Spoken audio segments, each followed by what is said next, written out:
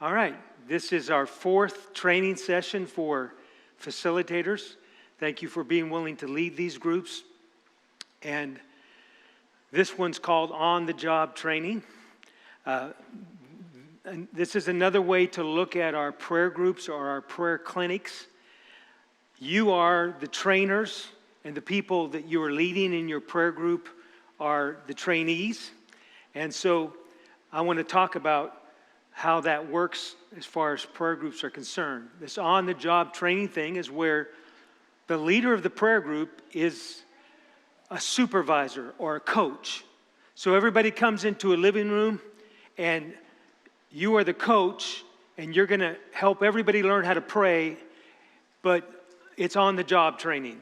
It's just something we're doing in motion.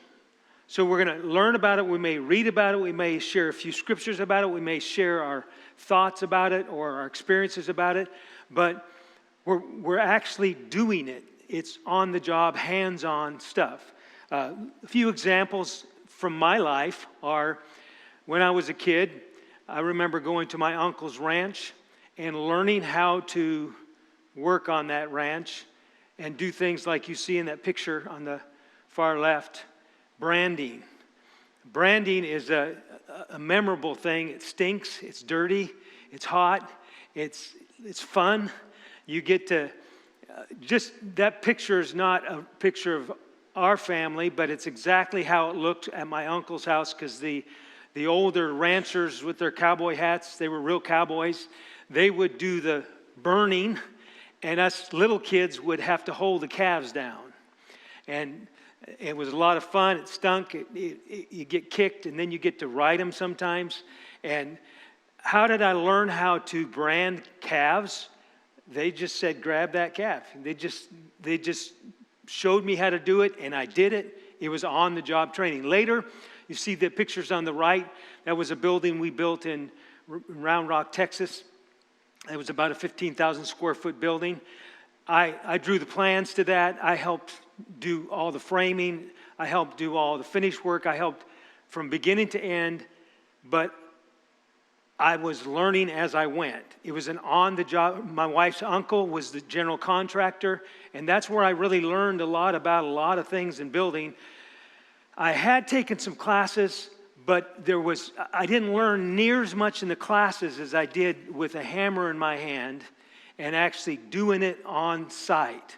So the beauty of prayer groups is people have heard about prayer, and they might have even heard some great sermons about prayer, or they might have even heard great prayer warriors talk about prayer, but nothing is going to take them to a higher skill level in prayer than actually praying. And if you're there to help them pray, to take them through the process, you're going to help bump up their skill level, and it's going to be a life changer in their life, but in the lives of others that they pray for. So our prayer groups were God's idea, and they've been more impacting than I thought they would be because of this very thing. Most of you learned how to pray more perfectly by being in prayer groups. And even those of you who lead prayer groups are still learning as you go. And so as a facilitator, you're seasoned kind of like a master craftsman. If you have a master electrician or a master woodworker, they're the ones that have been around, done a lot of things. They know what's happening. And then they'll get an assistant or in the union, a journeyman that'll come along. And the journeyman works alongside the master, and the master gives them some work to do and then gives them a few tips and lets them kind of get their hands dirty and figure it out, make a few mistakes. And that's how a journeyman becomes a master. So what we're doing true discipleship in these prayer groups. Prayer groups are discipleship groups. And in fact, recently, a couple of years ago, Brother Gleason wrote a book about discipleship groups, and it kind of swept through our movement to where now it's kind of a fad. Let's do discipleship groups. We've been doing discipleship groups for 20 years, but we've been calling them prayer groups. In these groups, these participants get to ask questions, they get to practice praying, And that's why you've heard me say a lot of times when I lead, let's try this. Let's just do this right now. Let's everybody do this, and then we'll talk about that. And when you're leading a prayer group, if you're facilitating the prayer group right, you'll tell them about what we're going to do, and then you're going to let them practice that thing, and then you're going to let them talk about it or ask questions about it so they can learn how to pray.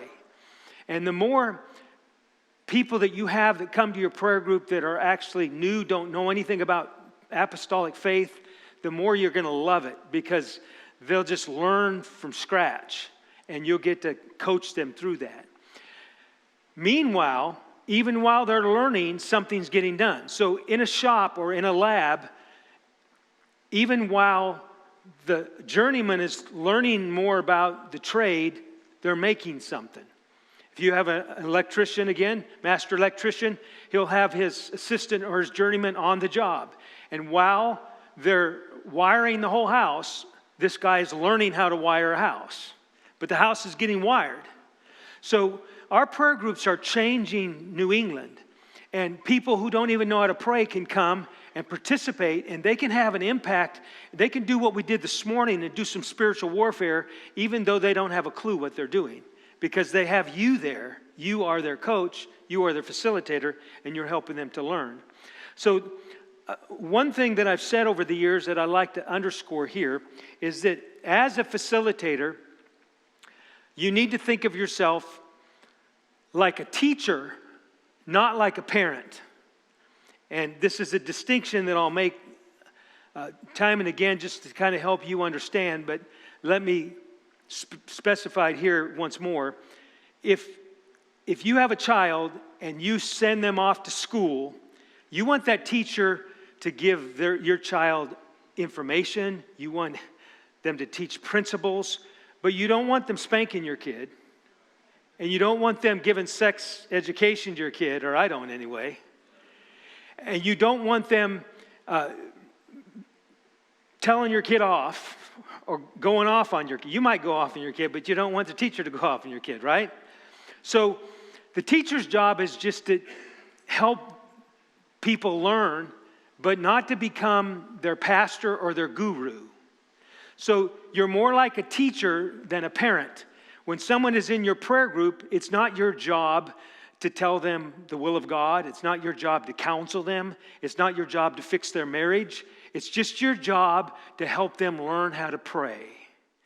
And that's going to get more done in their life than any counseling you could do or any guruship that you can ever do. So on-the-job training is what you are providing anybody who comes to your group to do, and you're going to do it at the level where they can learn, but you're not going to get in their life and try to control their life or give them any advice like if they should quit their job or if they should get married or not, that kind of stuff. You're just teaching them how to pray. It's facilitating prayer and teaching people how to pray. So one of the most important things in a situation like that is that you allow people in your group to share. If you become a leader that's so powerful and so intimidating, you might be a great prayer warrior, but if you're just this force and everybody just looks to you to come in the room and pray so they can worship you, you're not helping anybody. If you're just going in there and showing them how to do it, you're not helping them. You're going to have to let them do a little bit of it. You're going to have to, even if you're the master craftsman, you need to let them get their hands dirty and mess up a project or two as you're going along so they can learn how to do this thing. And I have found that every single group is different, so this keeps you on your toes. If you're trying to get everybody in the group to share and everybody in the group to answer questions, it depends on who's in your group. It depends on the time of year. It depends on the weather. Everything can change the dynamics of the night. So if you have a very, very talkative person, you might not be able to just say, "What do you guys think?" Because you might lose it for a half hour. Right? You might have a group where no one will say anything to you. And if you just say, "What do you think about this?" and wait for them to answer, they'll just be dead silence. So you as the master, teacher, prayer leader, have to figure out, how do I help the shy speak up and the noisy tone down? And how do I help everybody learn from each other? How do we get that person to share a little something, but not too much? And, how do we get all of that to happen? So at the risk of being inappropriate, we have to open it up and let people share. And what I've noticed is God sets it up and He'll teach lessons if you'll let Him use you to do that. I want to remind you of two stories that I've shared before that are good examples of this. One time we were in an apartment building, and it was the first time we'd ever been in this building. It was in Worcester, and we'd been invited to this house. Never went back there, but it was just an invitation to come.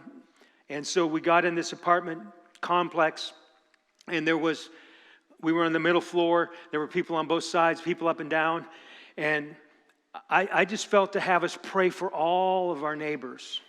So these people who didn't know me from Adam, who had invited me to their house, and some other people that I was familiar with started praying and singing. And we prayed specifically, God, would you just reach out and touch our neighbors? Well, within about 5 minutes of praying that prayer, somebody knocked on the door. And when the host went and answered the door, it was a neighbor. And the neighbor was asking, what are you guys doing down here? And so they said, well, we're having a prayer group here. Would you like to come in? And they said, yeah. And so they came in and they finished the prayer group with us. Now, that is on-the-job training. That is God showing how prayer works. And everybody in the room now knows, hey, if you pray about your neighbors, and you could get an answer within 5 minutes. Another time we were talking about how God speaks to us through different means. And there was a guy who, he came and got baptized, but he never became a part of II Ministries, that was really struggling with getting baptized. He wasn't sure if he wanted to get baptized because he knew it meant committing his life to God. And as he was wrestling with that, he was thinking over in his mind one day in his car, do I want to do this thing?